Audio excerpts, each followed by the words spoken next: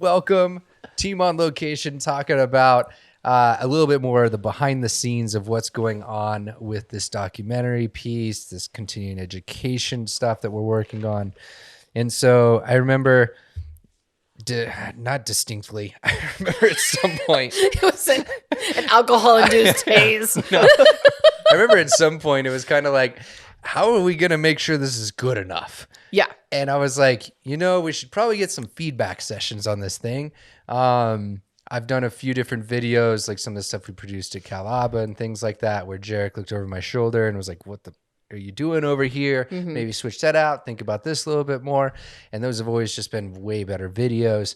And so I was like, we should probably, and I also learned this at a few different video conferences where people will just literally have folks sit in a room, watch it, give feedback, also watch where they start to lose their attention or maybe, things like that. It's just like data and information. Focus groups. Do these sort of things. Like, that's what all made, like, please, what do you think like Nabisco or Johnson & Johnson is doing when they're launching a new product? They're doing focus group after focus group after focus group. They're having cameras everywhere. They're watching everyone's like little twitch or, eye gaze and also, their verbal feedback. Yeah. Nabisco. Just talking about that since I just ate some of those amazing Triscuits. Okay. So the idea was like, let's get some feedback. And I remember you're like, I have the perfect crew and folks that we could potentially do this with. Yep. So bam, LA. Paint the picture for us. Who was there? Okay. So at our first focused feedback group in the city of angels, we had a couple of my favorite homies that all do really interesting work, all related to people on the autism spectrum, but all different types of work. And so, who are they? One, we had my homeboy, Justin Leaf. I love Justin. He's like a curmudgeon in like a young person's body. But Justin to me often is this like kind of voice of reason. That's a great description. It is. And he's such a contrarian, but I think that his voice is one that's very important and he's not afraid to take issue or be skeptical about things. And I like it because it makes you really have to think about what you're saying and what you're doing. And also Justin helps to run the Autism Partnership Foundation, which has done a tremendous amount of work. They have published so many articles in the last 10 years. And he's primary author on most of them. He's the head of research for them. They run a really great conference. I'll be speaking at their conference in April of this year, April 3rd, 2020. And Justin, I think, just has a really nice balanced view of what we should be doing in behavior analysis, that we should always be focused on doing things better, that we should challenge the status quo, that we should always be inquisitive and constantly innovating. And so he was a really great person to get in the room. And also just because I like spending time with him. And Joe Sheehan, who he works with. And Joe is also a magician, we found out. Yeah. Which you guys did a nice little piece on Joe's magic. So he's, multifaceted, not simply a behavior analyst, also with a sleight of hand. Yeah. We also brought in our homegirl, Rachel Taylor, who has been doing some innovative work with more of adults and people that are experiencing more severe behavior challenges in autism. And she has been someone that's been, and Justin as well, both on the academic side of behavior analysis, on the practitioner side of behavior analysis. And Rachel, as we know, is not shy about sharing her opinion. And that's what we needed. We needed people that were going to be brutal in their feedback. And also Rachel was one of Pat's grad students at University of Nevada, Reno. So she also has a really special personal connection. Justin's also friends with Pat. So that was kind of a nice overlay. And then we also brought in my homie, Daniel Mendoza, who has been doing some super innovative work with the Special Needs Network. They run this amazing integrated camp in the summer for kids on the autism spectrum, for kids that are neurotypical. They do all of this type of outreach through using pop culture as a way to bring kids together. He shared a couple of videos with us when we were in LA of some of like the group songs and chants they had at camp last year in Compton. And it was, every kid in unison. Like, it's hard to share like 200 different kids all like rapping at the same time. And it's all this like inspirational rap. I'm pretty sure that Kanye stole the idea from Daniel Mendoza and all those folks who were doing that stuff. Kanye's Sunday service has nothing on the Special Needs Network summer camp. Like, let's just be really clear. But also Daniel Mendoza has been really focused on really increasing diversity amongst behavior analysts. He's been a, incredibly instrumental for Special Needs Network in really mentoring behavior analysts of color, and really, representing the needs of people that we don't always pay attention to. But also he's someone that is, again, like brutally honest with feedback, and someone that, has really, you have a relationship with him too, has really followed kind of your trajectory. Yeah. And so we thought that he would be a great addition. But we also had some of our homies from Kentucky, if you want to talk about them. Yeah. So a few years ago, I met a couple folks at a conference who were from Kentucky. And it was one of those things where I grew up in a small town. I could relate to some of the things they were talking about, some of the culture, things like that. They also love behavior analysis. And I was like, hey, this is a cool crew. Got to develop much more of a relationship after they jumped on and started supporting some of this work that I was doing on the Daily BA. And from there, when we were... I don't know. They've always, those folks that you ask for some feedback and you get the like 2-page response on like all these different angles. It's super sincere, nice, like crafted very well and constructively. And you're like, man, not only did they like watch a 3-minute video, but they spent 2 hours crafting me feedback. Like that's the kind of like love and support that I received from the Kentucky crew there. So Sharon, as well as Steven, out of clinical behavior analysis. I've been out to their site twice now, and they run services that include not only behavioral services like we're used to, but also mental health services, and dabble in some of those things. And they've had Pat come down there, speak, others that are from the I guess that circle that kind of hangs out together have come down there. So in a sense, they knew the side of Pat that we were trying to capture. You mean the Bourbon Circle? Yeah. The Bourbon Circle. I've heard about this. They knew the side of Pat that we were, many of us have experienced to some degree, that we were trying to capture as well. So I just thought it'd be really good feedback to see like, how well did we capture the Pat that we all know? Yeah. Essentially. But what was super cool is they didn't know, and we didn't tell them. We're also not telling many of the listeners right now, the kind of turns and different characters that also showed up there. Because one of the goals was to make sure that we're not canonizing Pat out of this, right? And I think Pat does a really great job of not canonizing himself. And again, just like owning that I'm here now. And that's because I've done like all kinds of like terrible things at some point, but that, the whole idea of like redemption and magnificence that lies within all of us in spite of our flaws is there. And he is the personification of that. And that's, what was so cool is watching everyone when they're watching this documentary. And what was really neat for me personally, obviously, is that you and Jarek, have been just like in the weeds doing this, editing, but that was something that wasn't a skill I could contribute. I was like, hey, I'll write you guys a check. But which is a very important skill. Yeah. Somebody has to do that. Yeah. I'll pay for this. But if you're looking at me to like be in the editing booth with you, I'm mostly just going to be like, handing you snacks and high fives. That's about like the sum total of my technical I'll be back when this is done. Contribution. So this was also my first, opportunity to see this. And also since you guys were behind the camera for this documentary and I was in front of the camera, I didn't really have a lot of context or really know like, gosh, like what does this look like? And you're writing that check blindly for the most part. I'm like, we'll see what this turns into. And you're like, we've never edited a documentary before, but we hope that we can do it. So just like, let's, keep adding some zeros to what we're doing. That promise is still there. But I'm just saying like, so it was this experience where, I was watching kind of everyone's reaction. I was watching my, reaction and you guys had put in so much effort and it was still kind of, the roughest of rough cuts. Rough cut. V1. Yeah. That was it. And now we're in like V like 25.1. But it was great to have that feedback from everyone in the room. And also honestly, to have that shared experience. We were all in a house together. And we didn't do a lot of kind of like pre-talking. We were like, we're going to turn this on and you guys are going to watch it. And we're going to film your reactions. Yeah. I think I literally just told them like, we have additional material. B-roll is the term for supplemental shots that you can put over the top of the main angles as people were talking, things like that. We had almost absolutely no B-roll in there. We actually had different angles that we could pull from that we hadn't yet selected either. So people were looking at the roughest of rough cuts completely.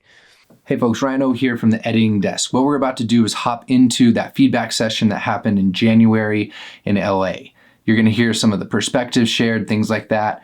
I was only able to mic the room with one mic, so bear with me a little bit on the audio here, and then we're going to hop back and forth between us reflecting on this as well as what was actually being said there. All right, here we go. I've got lots of things. Well, really quickly in regard to Joe and stuff with Joe, my thinking is kind of like him not. I don't know, a video of Joe would be. What am I trying to say? I think keeping him, the image that whatever everyone's conjuring of Joe would be is better off. I mean, that's just my. Oh, really? thought. Then adding actual video. Yeah, because and here's the reason is when Pat and Peter are talking about Joe, and Pat's telling Peter that Joe is in you and you are Joe and he's in your mind and he's this, he's this, he's this. Throw up an image of Joe. Well, now we know who Joe is. So our image of Joe is our image of Joe as compared to the way that they're describing him and how he's affected his entire life. I see that. What do you guys think? I 100% agree. I think it allows people to relate with it in their own way, you know, and probably in a different way than they would if you gave them that image. Yeah. Why would you want to put him in? I think just for me, just to make it, if Peter's words didn't allow him to come to life enough, but if you guys are saying that it's enough, Peter was. God, he was such a fucking special kid. I wish he this interview. We were Ryan and Jarek, and I was like crying while Peter was. I mean, it was just. He's an incredible kid. I mean, I agree with you. When you brought it up, the only thing I was thinking was the movie Philadelphia. At the very end, you know, I don't know if you guys saw the movie. Remember, he dies. Tom Hanks dies, and they showed the picture, like the young Tom Hanks character playing in the sand. So I only thought that way you can get like the emotional heartstrings of doing it, like if you did at the end and then do the in loving memory. But I haven't thought of that in a while. That was really powerful. But I agree. I 100% agree with you. Once you brought that up, you don't need it. So we've led in with this idea that Pat Fryman is the main character. And while he plays a significant role, the goal of this project was not to canonize him, to make sure that we are not ingraining him or putting him on a pedestal and such. And this was actually a request of his as well. So partially that's why we're focusing on Boys Town. However, there's also other characters that develop throughout this. And we've been purposely kind of hiding them, and we're going to start revealing them more and more. Peter and John are a couple that they're talking about, and you're going to get to know them more and more indirectly as we lead up to this. Fortunate enough to not have experienced something like that. However, I've had folks in my life that are no longer here that have influenced who I am, and that's what triggered for me. And so I'm thinking back about those people that have shaped me, who I was. Also individuals that are even employees or supervisees or mentees that have experienced that, who are who they are because of that. And it's going to hit them. I mean, it's kind of that hitting every angle of it, no matter what the life experience. And I mean, I appreciate that story being in that.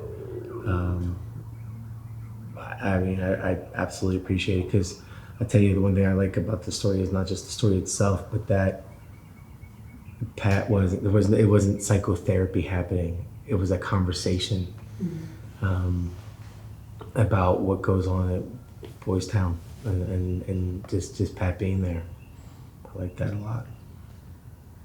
What else comes to mind? I think that point of not having the picture is real good. It's a very therapeutic moment. So if I'm like just a general audience and I've lost someone, he alluded to, it's touching to me in that moment. I'm like, oh, that person's alive in me. And that's how I felt about that at that moment. I lost my brother years ago, and that's what came to mind. Like, oh shit, it's real good. It's solid. Like globally speaking, I think it's real good because he starts off like, I'm training these people.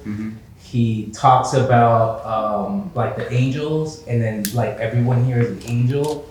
He talks about like the whole assessment and getting to know the child that you're going, this is the child that you were going to raise, that you came in thinking, but this is like who you're walking out that you're going to raise.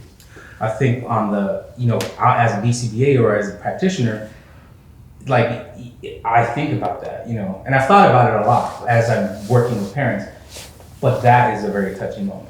It's like it draws you into like the switch that parent has to make in that moment, and the vulnerability is like it makes me more sensitive when I'm implementing, so I think that creates a lot of value.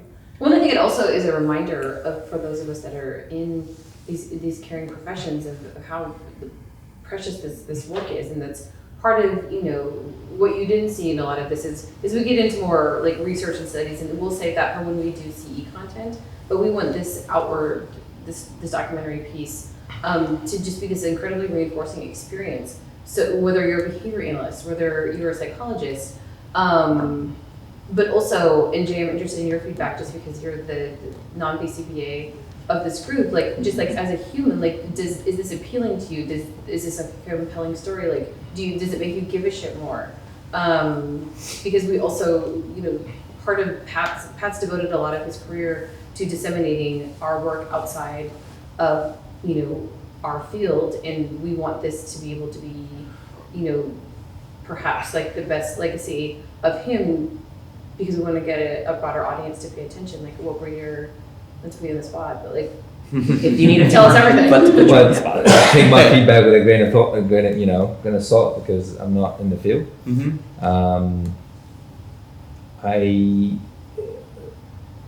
I thought Pat was a very compelling speaker, and the field itself, how he projects it right at the very end.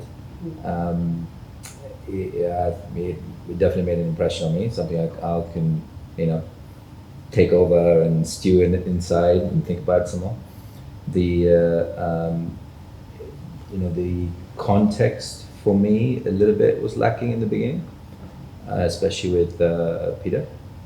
So I think as the documentary wore on, it was more engaging, but I think it was a little bit lost in the beginning. Okay. And maybe it could have been a little bit shorter. In terms of like, who is Peter and why is he here, Yeah. and how this is relationship to Pat. Right, Okay. and that same also probably extends in the beginning too. Like as it starts off, I really like the old, the footage. And that's Father Flanagan speaking. That you're, Right, yeah. right. But I didn't know who he was. Yeah. Right. We could. What do you think about add? Should we add? Because we can layer on Yeah. text just to Right, provide. exactly. Right. That might be helpful. And I don't know, except for you singing praises about Pat Fryman, I don't know who Pat Fryman is.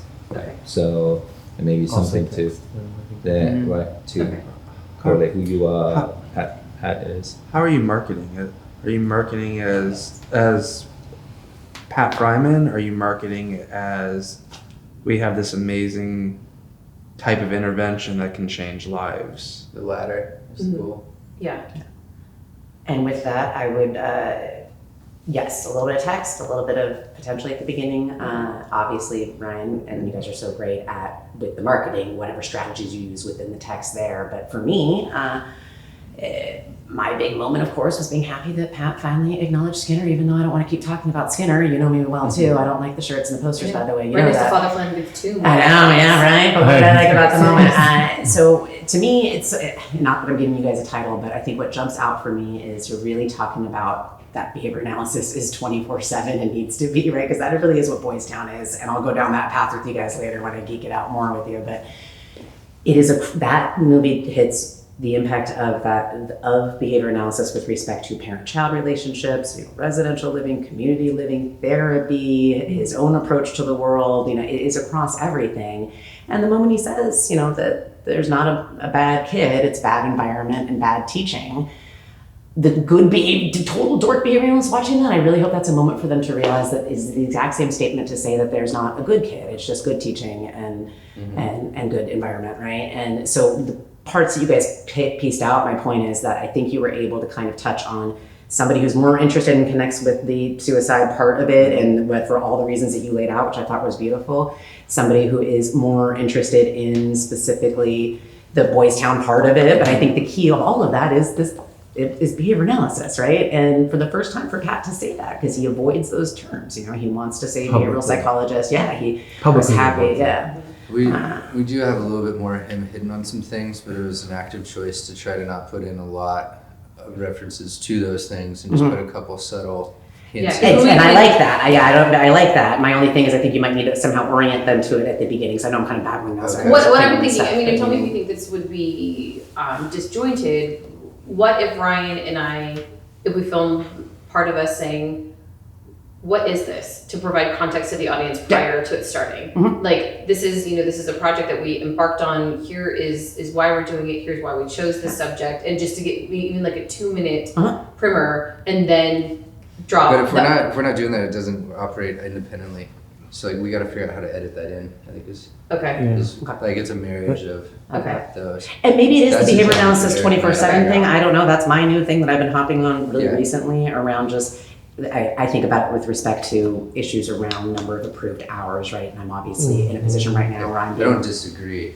No, but I it's- would So I was going to explain. So this notion of obviously, is it 40 hours? Is it 20? Is it 50? My shtick lately is there's no question how many hours. It should be 24/7, right? Like this isn't. And Boys Town is actually a model for that. So I just meant in terms of connecting this. family teaching. Yeah, but even outside hours of a family week. All teaching, environment. I can tell you right now, an ABA person, especially in early intervention and autism, that doesn't come from phenomenal places, it would have no concept that the model of Boys Town or the family teaching model is 100% behavior analysis, right? Or ABA for that matter, right? And so I think that's where this can go, but you're going to need a little bit to make. I don't want you to shove that down people's throats, but maybe just a few something to get them to think about that. Where is the behavior analysis across every aspect of this? Yeah.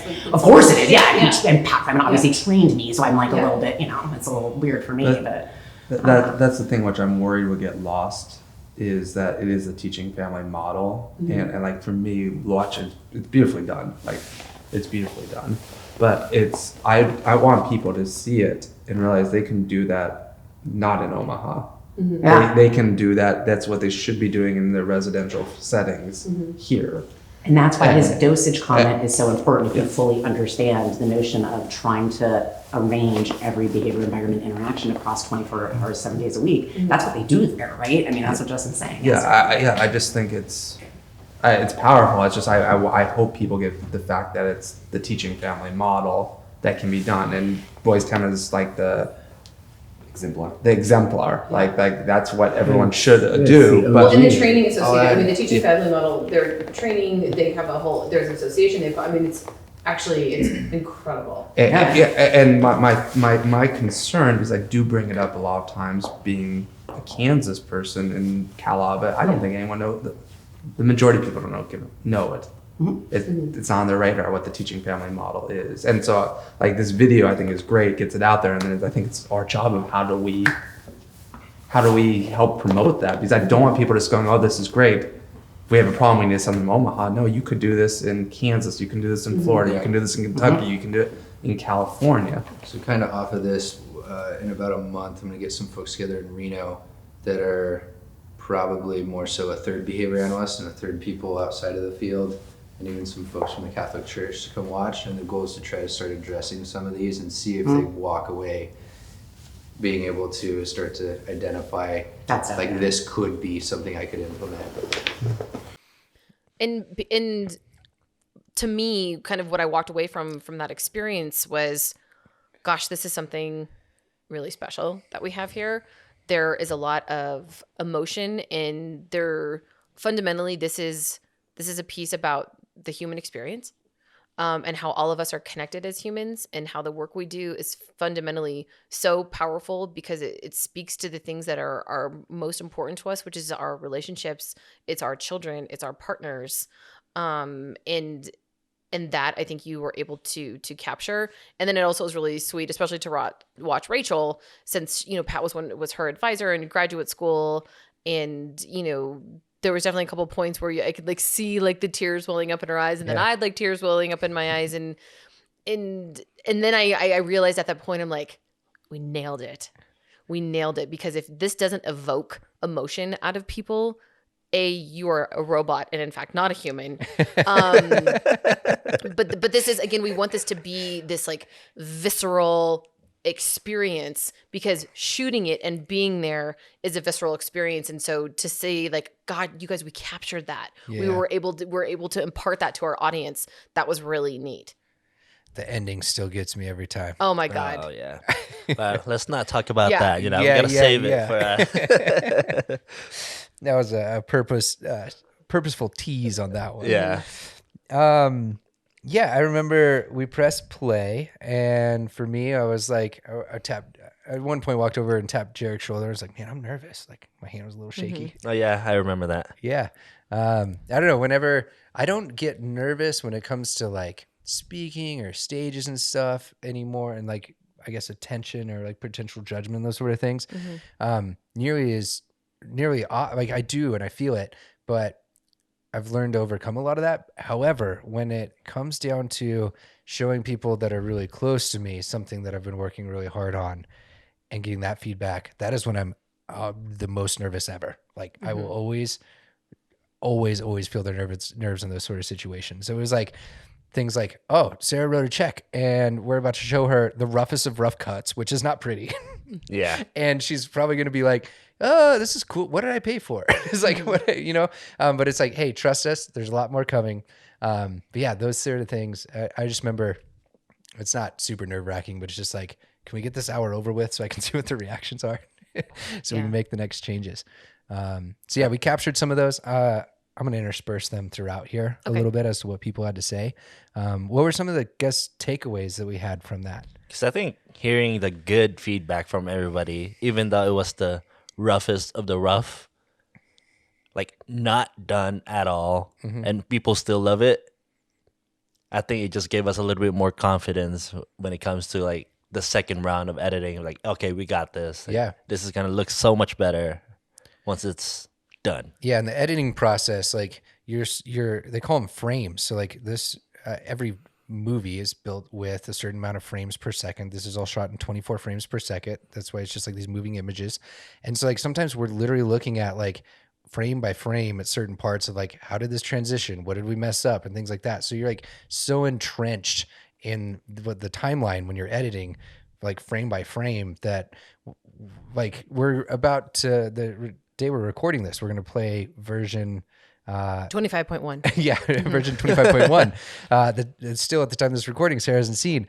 And it's one of those things where it's like, it's going to be an experience for me, like it is for everyone else, because I'm used to looking at things frame by frame, not as like the entirety of it. I don't know about you, Jarek, but it's Yeah, I feel the same way. yeah, it's like, I remember we came off of that and purposely took a couple weeks off just to try to get some fresh eyes and look at it again. So, And I think it's really challenging for people to conceptualize the amount of data that was created with this film. And then also, and Ryan, I've seen this so many times, and Jarek with you too, also, because I've been here and I'm in your editing room. I see it, that it's so tedious. And so I really want to acknowledge, and I think it's important for anyone listening to this to understand, to be able to have a greater vision of what the outcome should be when you're literally breaking down something into such a small piece, and to see the forest for the trees, I guess is a better way of saying it, requires tremendous skill.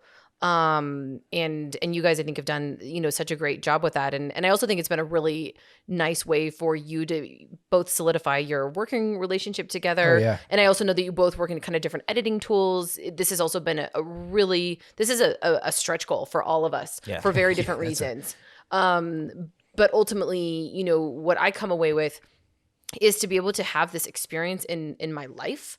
And whether or not like a single person ever watched this, just to be able to share this time with you guys, to be able to have this time with Pat, to be able to be at Boys Town and to feel like I'm doing something that matters and highlighting something that matters. And again, ultimately, this is a human story, and it's about love.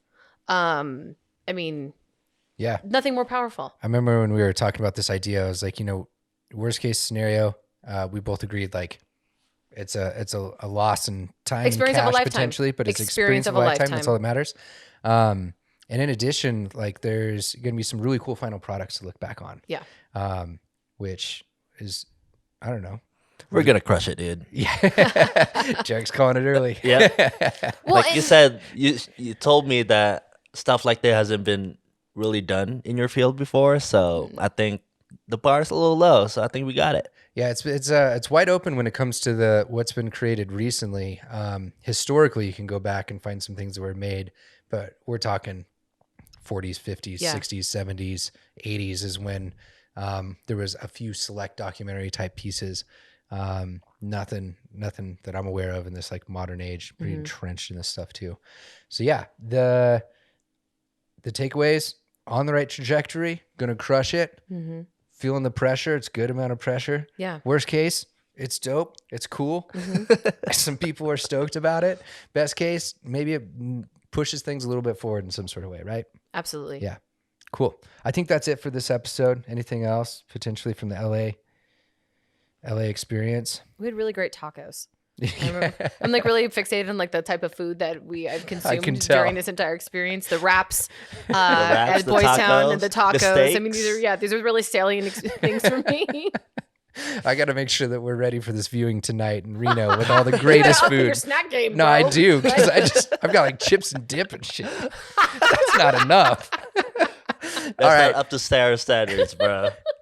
All right. I think that's it. This is your team on location. We out. We out. We out.